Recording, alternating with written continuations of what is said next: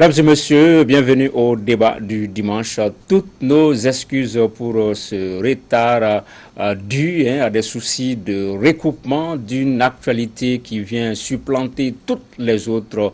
Vous le savez déjà, il s'agit de l'effondrement de cet immeuble au quartier Bankoni, en commune 1 du district de Bamako.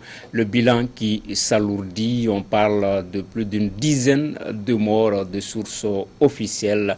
Voilà, le temps de recouper l'information qui supplante toutes les autres. On va en parler. Dans ce débat, on va également parler de la visite du Premier ministre à Caille, la bonne nouvelle avec la réhabilitation de la route et puis la reprise du trafic ferroviaire et la création d'une compagnie aérienne pour desservir la première région. Et également cette question au cours de ce débat, va-t-on vers une nouvelle société civile au Mali, un nouveau mouvement citoyen au regard des manifestations pour exiger, que ce soit à Tombouctou, à Gao, exiger de meilleures routes pour desservir ces localités. Des questions qui seront abordées par nos invités. Badou Sidi Koba, directeur de publication de Carrefour, Baba Ahmed, directeur de publication de Nord-Sud Journal, Maître Chekmar Konare, avocat, et Serge Daniel, journaliste, écrivain. Premier thème, cet effondrement du meuble au quartier Bankoni, les images qui vont venir. Nous sommes en commune 1 du district de Bamako et dans ce studio, on vient de l'apprendre, plus d'une dizaine de morts de sources officielles. Le ministère de la Sécurité et de la Protection civile qui est à pied d'œuvre pour dégager des décombres d'autres survivants. On parle d'une quarantaine de personnes qui seraient encore sous les décombres.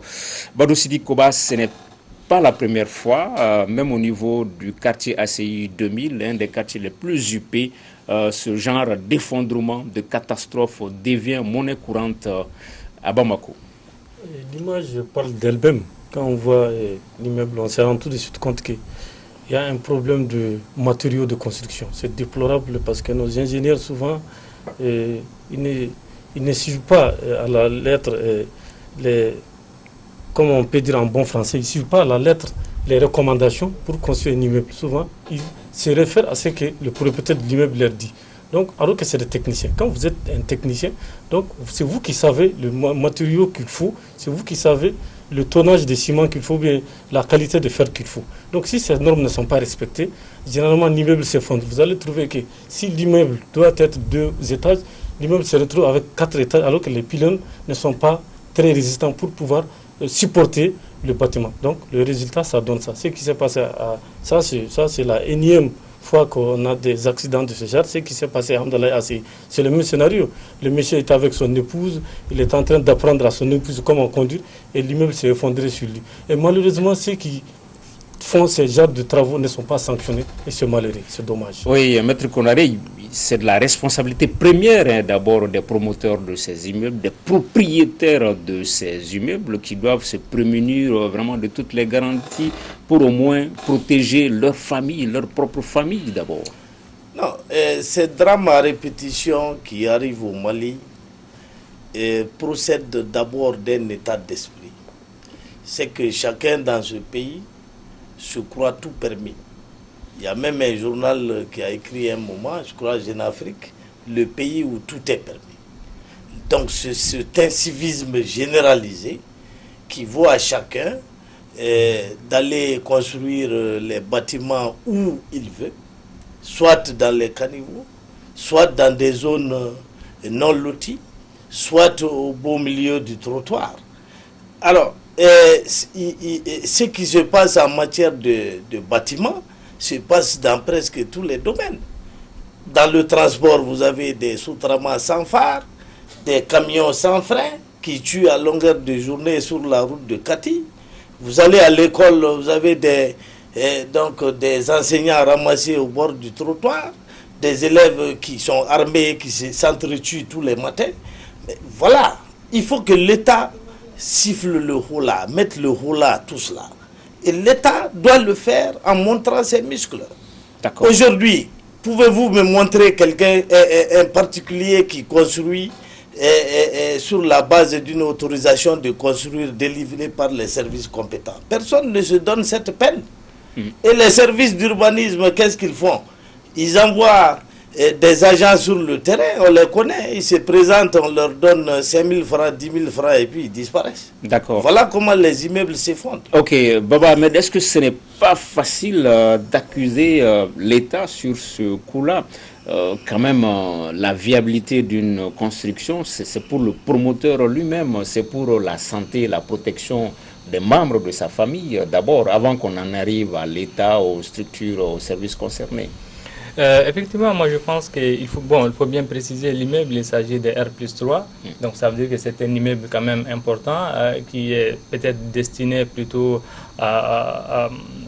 pour peut-être location ou en tout cas c'est commercial et non pas pour habiter. Et c'est là qu'on a quand même peur quand on voit ce genre d'événement parce que comment est-ce qu'un immeuble qui n'a pas pu tenir, alors même inachevé, une saison de pluie, comment vous le voyez, cet immeuble dans 5 ans? Donc ça veut dire qu'il y a un problème. Il y a un problème effectivement au niveau de l'État, au niveau des services qui doivent intervenir dans ce domaine-là.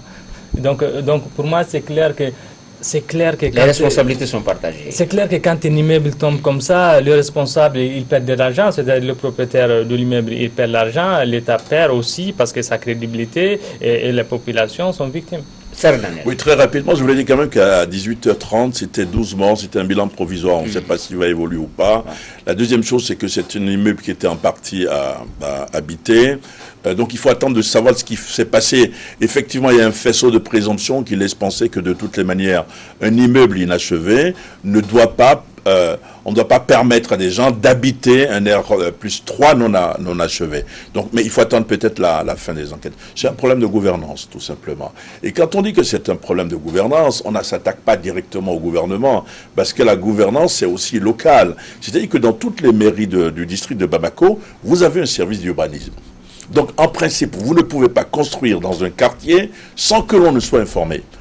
La deuxième chose, c'est que vous ne pouvez pas être en train de construire sans que des gens puissent inspecter, si vous permettez l'expression, votre bâtiment. Donc, c'est un problème de gouvernance. On a beau tout décrier, etc. Tant qu'il n'y aura pas cette espèce de bing-bang de changement, ça ne fonctionnera pas. Oui, effectivement, vers midi, on a suivi, Maître Konaré, l'interview du gouverneur du district de Bamako qui a affirmé qu'effectivement, pour la construction de cet immeuble, il n'y avait aucune autorisation. Donc, il n'y a pas d'autorisation de construire pour l'immeuble en question.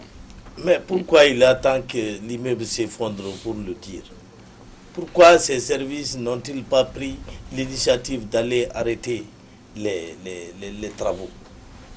C'est vous dire que les autorités chargées du contrôle ou des autorisations se roulent les pouces ou peignent la girafe, elles ne font rien. C'est ça, tout le monde fait ce qu'il veut. D'accord. Tout le monde se croise, les autorités se croisent les bras. Et c'est extrêmement grave. Ok, puisque ce n'est ni la première, ni la deuxième, ni la troisième, ni la quatrième fois Badou Sidi Koba, ça devient fréquent et ça devient trop. Une douzaine de morts, c'est terrible quand même. Et une douzaine de morts, ça dépasse l'entendement. C'est le lieu pour les autorités de prendre enfin la mesure du danger et de réagir par conséquent. Parce que cette situation ne peut pas continuer à perdurer. Déjà, nous avons les touristes sur le dos qui, en longueur de journée, commettent des exactions dans le centre. S'il faut que des immeubles aussi s'effondrent sur des paisibles citoyens, ce n'est pas normal. Nous pensons qu'aujourd'hui, les services chargés de l'urbanisme, les architectes, les ingénieurs, qui ont pour travail de construire ces immeubles à usage d'habitation, ces immeubles pour des usages, pour autres usages, vraiment, ces ingénieurs, ces architectes doivent prendre conscience que c'est la vie des hommes qui sont entre leurs mains. Okay. Et par conséquent, ils doivent faire preuve de prudence et respecter les normes de construction de ces immeubles. Un dernier mot là-dessus, Baba Ahmed, peut-être si chacun jouait sa partition, on aurait évité de tels scandales. Serge Daniel a parlé de problèmes de gouvernance locale. L'immeuble se situe en commune 1 du district de Bamako. Si les services d'urbanisme de la commune 1 inspectaient quotidiennement tous les chantiers de la localité, de la commune, peut-être qu'on aurait pu éviter le drame. C'est une remise en cause un peu de ces structures-là techniques. Une remise en cause constante. Parce que Badou l'a dit, ces genres de phénomènes arrivent, ces genres d'accidents malheureusement arrivent presque chaque année. Et malheureusement, jusque-là, on va répéter les mêmes choses parce que chaque fois on va dire les mêmes choses, mais au niveau des services, qu'ils soient locaux ou nationaux, parce que quand même on est à Bamako, il y a certaines choses qui ne doivent pas se passer. Donc pour moi, c'est clair qu'il y a un problème de gouvernance et malheureusement, ça se manifeste par ces gens de choses. Le drame se compose la question certaine, à qui la faute? C'est-à-dire la faute, ce n'est à personne, quoi. On ne peut pas répondre. Alors vous dites que c'est le drame, mais vous savez, l'histoire se répète. La première fois en tragédie, la seconde fois en comédie, dit-on. Mais le drame, c'est qu'on va vous dire, pendant 3 jours, il y aura un discours, oui, nous allons changer, et puis on va replonger dedans. C'est pour ça qu'il va falloir parler tout à l'heure de ce nouveau mouvement citoyen qui est en train de naître. Parce que nous n'avons pas, ici, dans notre pays, une société civile forte, capable de changer les choses. L'État est au centre de tout, avec un côté jacobin, donc très fort, mais qui n'assume pas ses responsabilités la plupart du temps. Et justement, autre thème de ce débat du dimanche, cette interrogation, la société civile telle qu'on l'a connue depuis une vingtaine d'années est-elle en déchéance? Oui, sommes-nous tentés de répondre au regard des manifestations spontanées de la semaine dernière et qui sont en passe de se généraliser? Vous vous rappelez les exigences de nouvelles routes formulées presque en écho de Kai à Kati en passant par Djema, Kolokani, et comme un effet boomerang, Tombouctou et Gao qui se préparent, même si elles ne parlent pas encore de blocus. Nous écoutons d'abord l'adresse des jeunes de Tombouctou au micro de nos confrères de la télévision nationale. Nous, jeunes de la région de Tombouctou, décidons, compte tenu de toutes les allégations relayées ces dernières heures, suite à la déclaration du Premier ministre relative à l'arrêt des travaux Tombouctou-Boumakoura au profit des Caï, nous demandons au Premier ministre avec sagesse et humilité de reconsidérer sa décision et à reprendre les travaux dans un bref délai, y compris celle de Kabara. Le Conseil régional des jeunes de Tombouctou recommande au Premier ministre de faire une déclaration pour assurer davantage les populations. Au cas échéant, le Conseil prendra toutes ses responsabilités pour faire valoir ses droits. Tombouctou, le 8e mois 2019, le Président. Merci. Voilà, Tombouctou a parlé. Gao aussi se prépare, des jeunes de Gao, un collectif qui était en conférence de presse ce week-end à Bamako. Nous les écoutons également. Vu que pour voyager à Gao, Kidal, Menaka, Tombouctou, Taoudeni, il faut faire 2 semaines ou emprunter un vol ou traverser 2 pays du continent africain, le Niger et le Burkina Faso. Vu les nombreux morts, blessés, viols perpétrés par les bandits à cause de l'ancienneté de la route Sévaré-Gao, vu la mauvaise volonté des autorités à construire la route Sévaré-Gao, vu la déclaration à la télé par le gouvernement en 2014 et en 2017 de l'acquisition de fonds pour la route. Considérant que la route Sévaré-Gao est la dorsale de ravitaillement des régions du nord et du centre, considérant que la route Sévaré-Gao est le nœud de ravitaillement et le maillon du désenclavement, considérant que la route Sévaré-Gao facilite le trafic entre le nord et le reste du pays, nous, mouvement Sévaré-Gao Fonda, en commun accord avec notre coordination de Gao, Mopti, Hombori, Boni, demandons aux autorités la construction de la route Sévaré-Gao sans condition et sans délai. nous envisageons d'autres actions, à savoir des sittings, des marches, des blocages des routes, avec nos coordinations locales et régionales, si nos doléances n'est pas satisfaite à travers notre plan d'action. Voilà les jeunes de Tombouctou et de Gao qui s'expriment. Autre expression, autre mouvement, c'est par rapport à la corruption au sein de l'armée. La plateforme contre le chômage et la corruption a également battu le pavé ce week-end. Nous écoutons également ici son porte-parole qui exige des éclaircissements par rapport à la grande corruption au sein de l'armée malienne. Nous sommes ici pour rappeler que désormais la révolution des consciences a pris son chemin. Nous sommes là pour rappeler que désormais la révolution citoyenne a commencé. Nous n'accepterons plus que certains dirigeants véreux, putréfiés de la boue de la déchéance morale, se permettent de voler la part du peuple malien. Nous ne sommes pas là pour revendiquer ou réclamer des faveurs. Nous sommes là pour réclamer notre droit. Nous sommes là pour qu'on rende aux Maliens ce qui appartient aux Maliens. Badou Sidi Koba, on l'a vu, hein, que ce soit par rapport à la route, que ce soit par rapport au scandale de corruption au sein de l'armée, les jeunes descendent dans l'arène, ils prennent leurs responsabilités. Il y a comme une exigence de redevabilité, un contrôle citoyen qui s'accentue de jour au Mali. Oui, les réactions de ces jeunes prouvent que la société civile malienne est en faillite. Les forces vives de la nation malienne sont en faillite. C'est pour cette raison que ces jeunes-là ont décidé de prendre leur destin en main. Vous voyez à Kaï, il y a Mamadou Djoula Dramé avec la force d'action pour la reconstruction de Kaï, FARC, ce n'est pas les FARC en Colombie. Vous voyez à Kati, Adama Ben Diarra avec le mouvement Sirako et le professeur Clément Dambélé avec la plateforme pour le changement. Donc, cela démontre que nous sommes dans un monde en mutation et que les gens commencent à prendre conscience et de plus en plus les citoyens se disent qu'il faut que nous nous levons pour que nous puissions avoir gain de cause. Si vous prenez le trajet Kati, Djidjeni, Kaï, le calvaire n'a pas commencé aujourd'hui, mais il a fallu que ces jeunes-là se mobilisent pour que le gouvernement entende des raisons. Le Premier ministre devait se rendre à Kidal d'abord.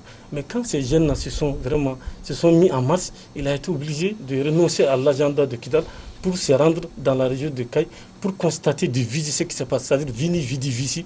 Il a préféré lui-même se déplacer pour voir de ses propres yeux ce qui se passe réellement. Donc, c'est ce qui l'a conduit à Djema, à Yelimane, à Nyoro, à Kaï, etc. D'accord. Voilà. On va parler de la tournée du Premier ministre à Kaï. Mais M. Kounare, pourtant, des fêtières sont là, des fêtières étaient là. Il y a un conseil national de la société civile, il y a même un conseil national de la jeunesse. On a l'impression que les jeunes, en tout cas ceux qu'on vient d'entendre, ne se connaissent pas dans ces structures-là, conseil de la société civile ou conseil national de la jeunesse. La montée en puissance des revendications des jeunesses locales traduit non pas une faillite de la société civile malienne, mais plutôt la faillite d'abord de l'État et des institutions qui ne peuvent pas ou qui n'ont pas pu faire face à leurs obligations, mais aussi la faillite des élus. Parce que nous avons élu des députés, nous avons élu des maires. Au sein de l'Assemblée nationale, il y a toutes sortes de commissions, des commissions transport, des commissions bâtiments, des commissions ceci et cela. Ces commissions-là, au vu de l'état de dégradation des routes, ont le pouvoir d'interpeller le gouvernement. Elles ne le font pas. Simplement parce que l'Assemblée est inféodée à l'exécutif. Donc, il y a une faillite généralisée du système d'exécution et de contrôle institutionnel. Maintenant, les sociétés civiles, les groupements de sociétés civiles dont vous parlez sont aussi inféodés au pouvoir. Ils ne donnent pas l'impression de défendre les revendications locales. D'où le fait que les jeunes un peu partout au niveau local sont en train de se lever. Et c'est très facile de bloquer des routes. L'État n'a même pas les moyens d'envoyer des policiers ou des gardes là-bas. Ok. Voilà, vous bloquez la route de Kéniéba, il n'y a personne. Oui, Baba Ahmed, sur ce nouveau mouvement citoyen. Ça veut dire tout simplement que la société civile en place ne marche pas, ou plutôt marche à l'envers, si on peut le dire comme ça, parce que quand, par exemple, normalement la société civile, elle doit faire la police entre l'opposition et la majorité. Parce qu'à un moment donné, et comme ce qui est en train de se passer un peu au Mali, les politiciens peuvent se mettre ensemble de l'opposition et de la majorité pour gouverner. Donc, il n'y aura pas assez de critiques. Ça, c'est possible. Donc, et c'est là le rôle de la société civile qui doit être ce garde-fou-là. Mais malheureusement, au Mali, la société civile où les leaders de la société civile qui sont en place utilisent la société civile pour se rapprocher du pouvoir. Et quand on voit par exemple le président des organisations de la société civile qui a bâti campagne aux côtés du président Ibeka en 2018, on voit clairement que la société civile, elle a dévié. Elle n'a pas droit à rentrer dans la politique. Donc du coup, aujourd'hui, on se retrouve devant des jeunes qui, aujourd'hui, jouent le rôle de la société civile. Parce que tout simplement, il y a un vide qui est là. Et ces vides-là, ils comptent bien les jouer et ils sont en train de bien jouer ce rôle-là, en tout cas de façon pacifique. On a vu à Kati, il n'y a pas eu de morts, il n'y a pas eu de blessés. Les jeunes, ils étaient braves, ils se sont battus dans la discipline, ils ont rencontré les autorités dans la discipline, ils n'ont manqué de respect à personne. Et c'est ça aussi le rôle de la société civile. Et toujours, quand je vous dis que malheureusement, Maître Konaré vient de dire que les élus ne jouent pas aussi leur rôle. Le député, par exemple, le député de Tombouctou, quand il y a eu cette histoire du Premier ministre qui a dit qu'il va tout simplement dire à la société Satom qui s'occupe de la route Léré-Tombouctou de se dégager ou en tout cas de venir faire la route Kati-Djidjeni. Donc, le député de Tombouctou, elle-même, elle est partie et elle a essayé de défendre le Premier ministre pour dire que le Premier ministre n'a pas dit ça, pour essayer. C'est pas son rôle. Okay. Et donc, effectivement, il y a un boulevard qui est là aujourd'hui, qui est vide, et ces jeunes sont en train de accomplir. Ils prennent leur responsabilité. Voilà. Je pressentais la naissance de ce mouvement avant qu'on arrive. Parce que ils ne sont pas manipulés, contrairement à ce qu'on en a dit. Peut-être que tes politiciens ont l'intention. Lorsque les jeunes marchent ou manifestent généralement, c'est pour demander du travail. Nous n'avons pas de boulot. Mais la plupart sont des chômeurs. C'est-à-dire qu'ils laissent le côté chômeur de côté et disent maintenant la nation c'est nous. Et ils sont en contact. Ce que j'ai constaté, c'est que ceux de Tombouctou sont en contact avec ceux de Gao et ceux de Kaï sont en contact. Donc les choses doivent changer. Je pense que nous sommes à la veille d'un vaste mouvement si on ne fait pas attention. Si on n'écoute pas ces jeunes, les choses seront plus difficile, de plus en plus difficile. C'est déjà difficile, mais ça sera de plus en plus difficile pour le gouvernement de la République. Parce que ces jeunes-là ne sont pas là pour plaisanter. D'accord. Les choses, Maître Konaré, on a l'impression qu'elles étaient difficiles dès lors qu'on a assisté à l'intervention du directeur général de la sécurité d'État lui-même. Or, en termes d'institutions, il y a plusieurs structures. Il y avait des verrous déjà. Il y a un ministère en charge du dialogue social, un ministère en charge de la société civile, il y a le médiateur de la République, il y a les FETCHER, le Conseil national de la jeunesse. Mais est-ce que l'intervention du directeur général de la SE ne traduit pas l'échec, l'incapacité de toutes ces structures au niveau FETCHER et institutionnel à pouvoir communiquer, à pouvoir échanger avec les manifestants? En fait, les manifestants n'ont pas besoin de rencontrer une autorité. Ce que les manifestants demandent, c'est qu'on répare la route. Et si l'État n'a pas les moyens de réparer la route, l'État a failli. Et vous demandez pourquoi le directeur de la SE se mêle de cette question.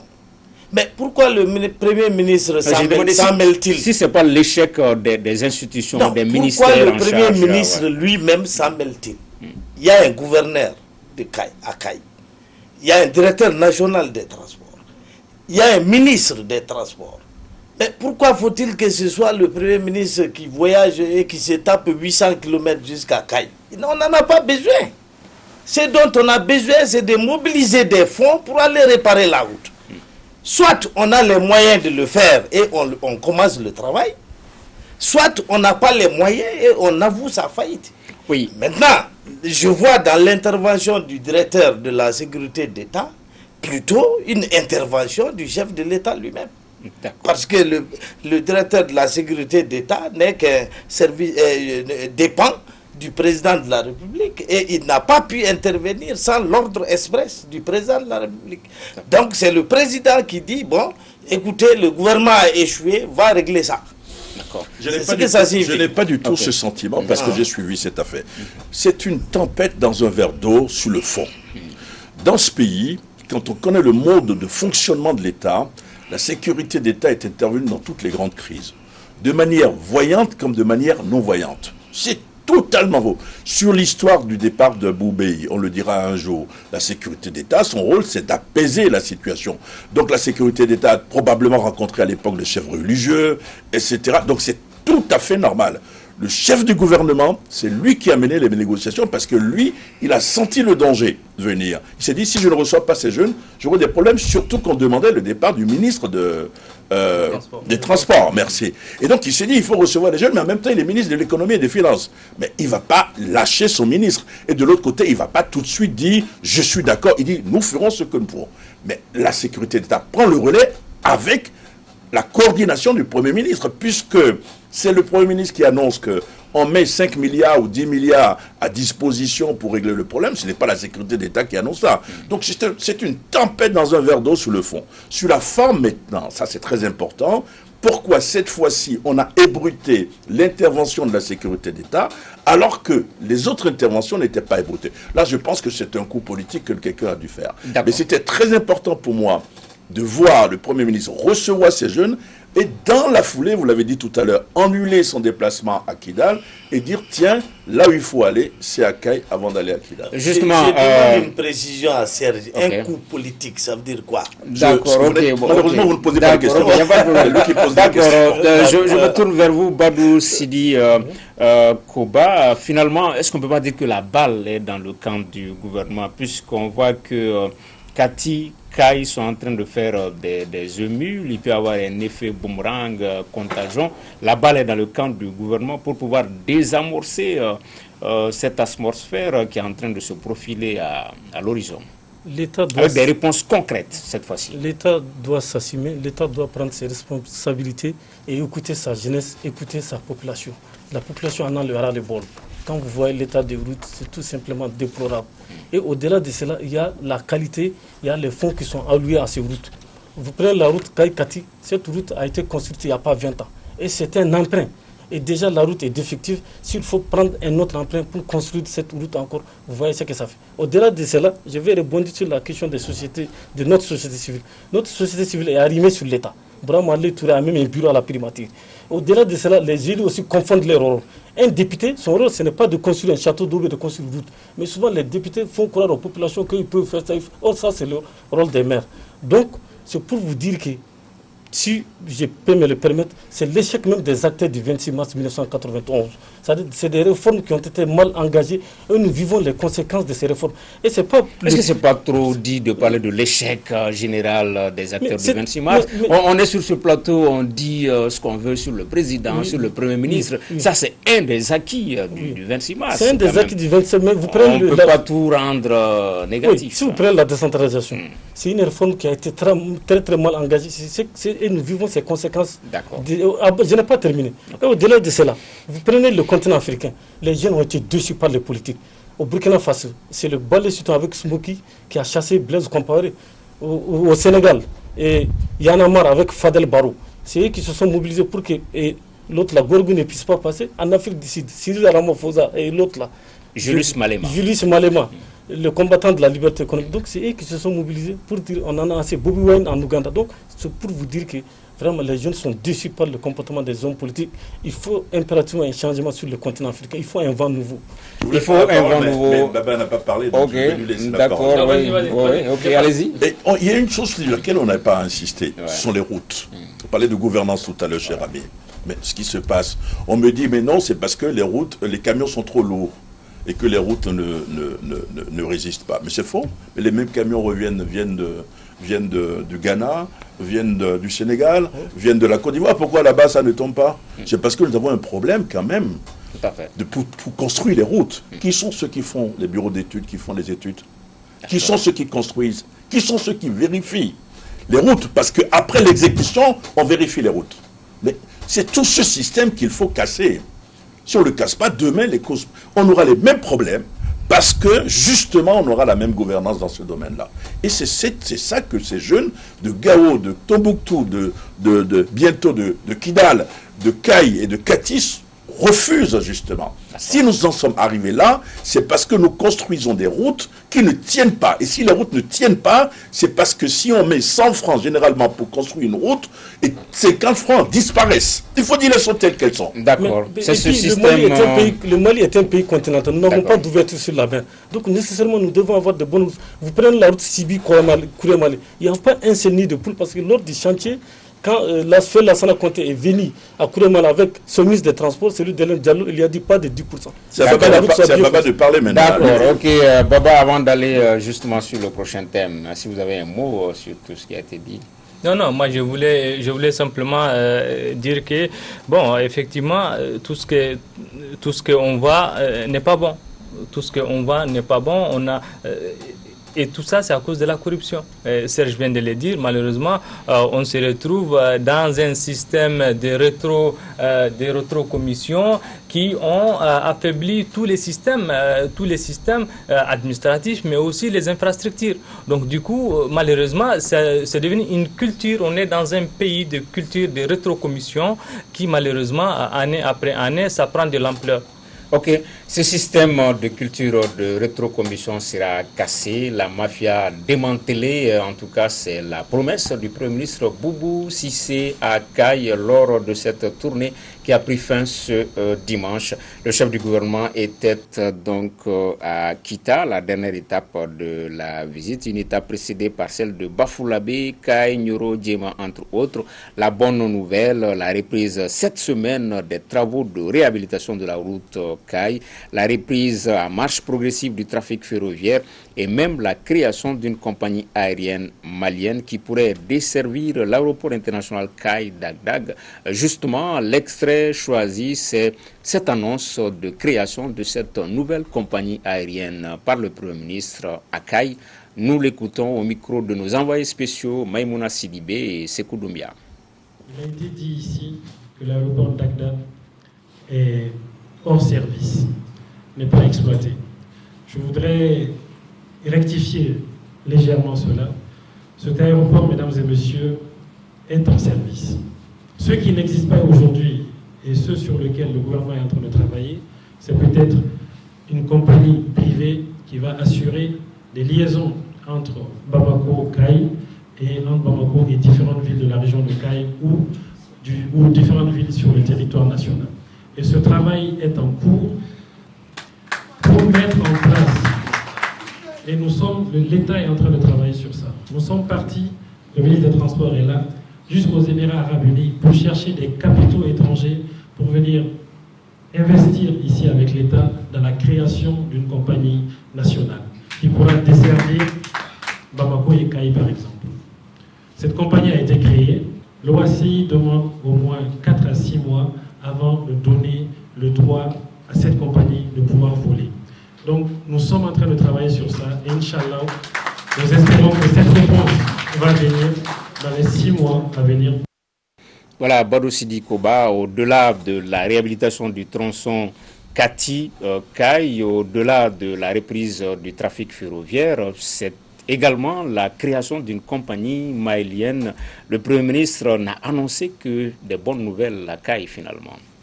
Le Premier ministre a annoncé des bonnes nouvelles. Il s'agit d'exécuter ces bonnes nouvelles. Ce n'est pas la première fois. Vous n'y croyez pas? Moi, je n'y crois pas encore. Il faut que ça soit exécuté sur le terrain. C'est en ce moment que je veux croire. Mais les belles paroles, on en a assez. Je pense qu'il faut passer à l'action. Il s'agit de passer à l'action. On en a assez.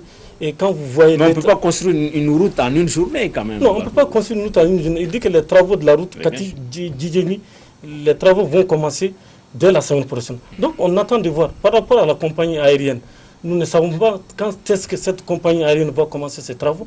à la veille de la campagne présidentielle, on a vu Baba Moulay, qui est votre homonyme, dans un train, dans un wagon pour nous dire que vraiment le train va désormais siffler, même si Gary Cooper a dit que le train sifflera 3 fois. Nous, on a pensé à partir de cette date que le train va siffler plusieurs fois, mais le train n'a pas sifflé. Donc nous, on en a assez avec les fausses promesses. Vraiment, nous allons, quand le Premier ministre va mettre en application ce qu'il a dit, c'est en ce moment que nous allons croire. Vous êtes pessimiste, vous aussi, Baba Ahmed? Pessimiste, moi je vais dire les choses comme je pense. Pour moi, il y a des choses qui ne sont pas possibles. Redémarrer les travaux Kati Djidjeni en une semaine, c'est pas possible. C'est pas possible parce que pour faire une route, il faut que d'abord la société se mette en place. Il faut que la société fasse son camp. Et ça va prendre du temps. De deux, le Premier ministre a dit que la route va prendre 5 à 6 mois. C'est pas possible. Techniquement, c'est pas possible. Même les Chinois ne peuvent pas vous faire une route de 100 km en moins d'1 année. C'est pas possible. C'est un début quand même. Donc c'est clair que c'est des déclarations en l'air, en tout cas pour moi, parce que tout simplement, techniquement, c'est pas possible. Et pour cela, moi très clairement, tous ces problèmes de route, c'est à cause du Premier ministre. Parce que quand il a été ministre des Finances, il avait tout bloqué. Il avait, à chaque fois que son ministre des Transports vient pour l'entretien des travaux des routes, il bloque tout. Et donc, du coup, aujourd'hui, il se retrouve Premier ministre et malheureusement pour lui, ce qu'il a posé comme acte il y a 2 ans, 3 ans, se retrouve contre lui. Et donc, malheureusement pour lui, il est dans une situation très difficile. D'accord, Maître Konaré. Moi, je voudrais faire quelques mises en garde, je veux dire une mise au point. Par rapport d'abord aux méthodes employées par le Premier ministre face aux crises. Et pour la crise du centre, il est à 2 voyages personnels de 5 jours, de 2 séjours au centre. Et pour les mouvements de Caille, il a encore voyagé sur Caille. Il compte encore voyager sur Kidal.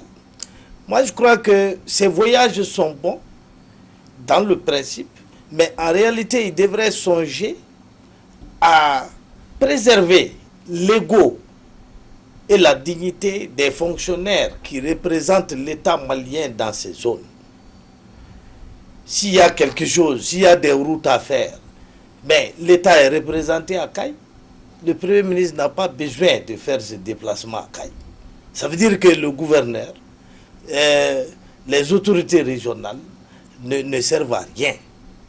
Et qu'il faut sa présence personnelle pour que l'État travaille sur des dossiers particuliers. La deuxième chose, c'est qu'il faut corriger, si vous voulez, le système de recettes et de dépenses de l'État. Aujourd'hui, l'État est en train de jouer aux pompiers. Il suffit que quelques groupes se déclarent ou bloquent les routes pour que l'État commence des travaux. Ça veut dire que chaque fois que quelqu'un n'use pas de la violence, il n'a pas satisfaction. Ça, c'est une prime à la violence. Et c'est ça. C'est la même prime qui a été faite au centre lorsque le Premier ministre est allé serrer la main du dirigeant de Dana Amassagou qui refuse de déposer les armes. Maintenant, je dis qu'il faut vraiment une stratégie de développement. Si aujourd'hui le Mali n'a pas les moyens, il devrait chercher les moyens de faire son développement. D'accord. Aujourd'hui, que vaut le budget d'investissement de l'État? Il est presque nul. Nous dépendons entièrement des investisseurs étrangers. Il faut qu'on trouve le moyen de corriger cela pour que l'État ait enfin les moyens de sa politique. Oui, sinon, on sera toujours là dans les voyages. D'accord. La visite du Premier ministre quand même aura eu le mérite de désamorcer une crise puisqu'on était au bord de l'insurrection par rapport à Caille, Kita, et sa présence vraiment a été salutaire. Je pense que c'était une bonne chose de s'être déplacé. D'abord d'avoir décidé de sursoir sa visite à Kidal. Et plutôt d'aller sur le terrain. C'est vrai qu'il y a des autorités locales, mais il était toujours avec les autorités locales. Moi, je constate plutôt, pour le départ, je ne connais pas, je n'ai jamais rencontré le Premier ministre.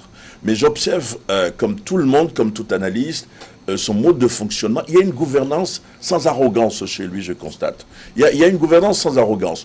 Aller sur le terrain comme ça, aussi rapidement, donc donner raison aux jeunes, c'est son rôle, lui, d'aller au contact des gens. On a vu avec les Gilets jaunes, par exemple, en France, le président français, Macron, est devenu moins arrogant depuis les Gilets jaunes. Donc, je pense plutôt que c'est une bonne chose. Mais il y a 3 ans, il aurait bloqué les routes. Mais les routes ne devaient pas se gâter. Si on ne fait pas les routes, disons-le clairement, c'est parce qu'on ne met pas tous les moyens destinés à faire les routes, on ne les met pas dans les routes. C'est tout notre problème. Le Mali fait plus de routes que le Burkina. Si vous voyez, j'ai repris les conseils de ministres, les marchés attribués. À Bamako, par exemple, à un moment, il y a moins d'un an, on avait attribué de l'argent à des gens. Qu'est-ce qu'on a fait de cet argent? Allez vers le 26 mars. On ne fait pas ce qu'on doit faire avec le pognon destiné aux routes. C'est ça le véritable problème. Et je trouve que le Premier ministre a une gouvernance moins arrogante. Je peux me tromper. Mais évidemment, il ne s'agit pas de dire demain, le train va siffler, après-demain, Konaré et moi, nous aurons le droit de prendre un avion, peut-être gratuitement, on ne le sait pas.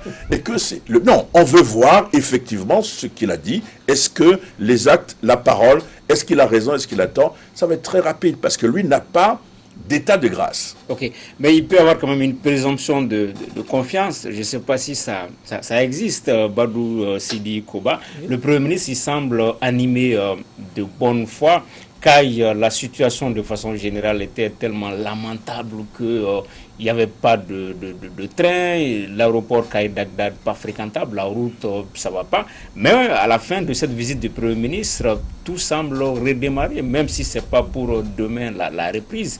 C'est volontariste, c'est quand même de bonne foi. Je rejoins Serge pour dire que vraiment c'est un Premier ministre qui joue à l'apaisement. C'est-à-dire que quand les jeunes se sont mouvementés, il n'a pas usé de la violence. Il a dit aux jeunes, je vous ai entendu, vous avez parfaitement bien raison. Et vous avez vu comment il s'est déplacé. Il s'est arrêté presque dans toutes les localités. Et ça, c'est une première.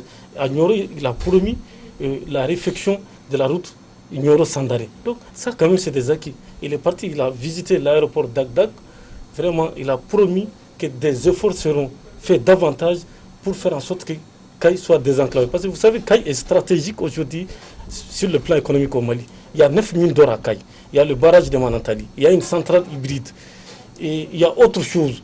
Donc, la douane de Kayes rapporte par jour à peu près 2 milliards de francs CFA. Donc, si Kayes ne fonctionne pas, c'est le Mali qui ne fonctionnera pas. Donc, le Premier ministre a pris la mesure du danger. Il a anticipé les choses. Il a dit aux populations, je vous ai entendu, j'ai entendu ce que vous avez dit.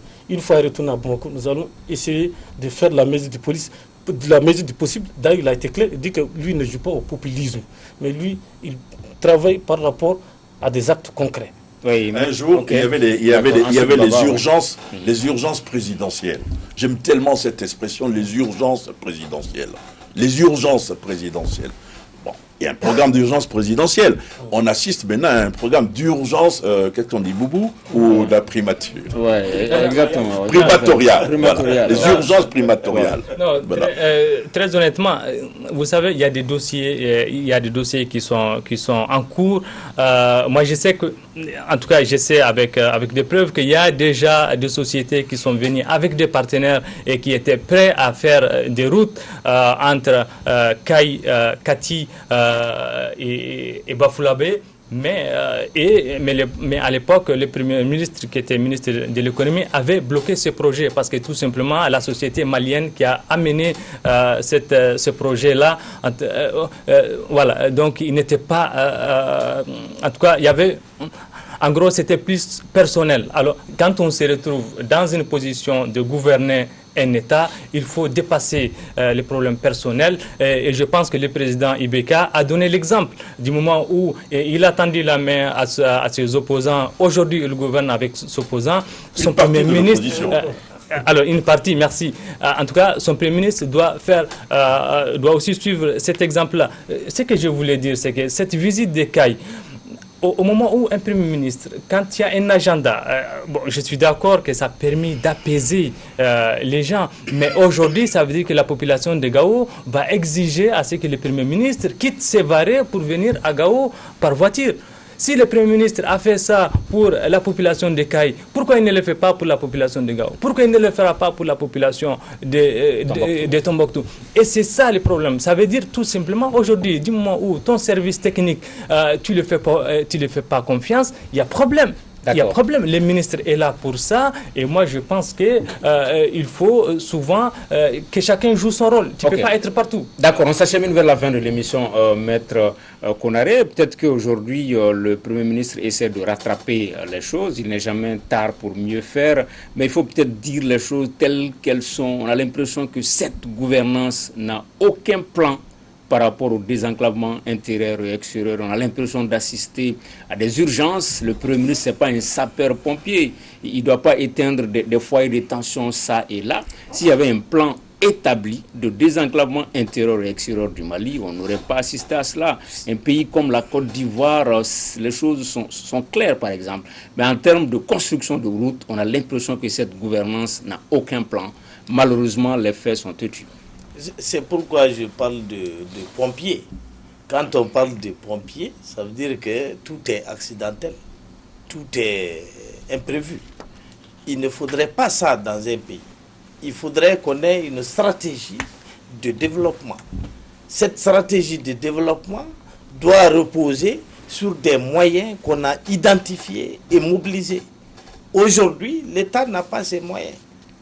Et donc, le fait de voyager, d'aller à la rencontre des populations pour calmer les foyers d'incendie n'est pas une bonne méthode. Non seulement ça décourage les autorités régionales, mais en plus, comme Baba Ahmed l'a dit, supposons que les jeunes de Kidal demandent au Premier ministre de venir en voiture par la route pour voir l'état de la route Gao-Kidal. Est-ce qu'il pourrait le faire? Et est-ce qu'il pourrait justifier le fait de ne pas le faire dès lors qu'il est parti à Caille? Et vous savez comme moi que cette route Gao-Kidal n'est même pas sous le contrôle du Mali. Je voulais juste appuyer la position de maître parce que tout simplement à Caille, le Premier ministre a déclaré que le gouvernement est en train de travailler sur son budget 2020. Et lui-même, il a dit que le gouvernement n'a pas pris en compte les travaux, en tout cas tous les sentiers que lui-même il vient de découvrir. Donc ça veut dire qu'on est dans un pays où en tout cas le pilotage est à vue. Et c'est ça le problème. Moi je voulais terminer sur les mouvements citoyens naissants.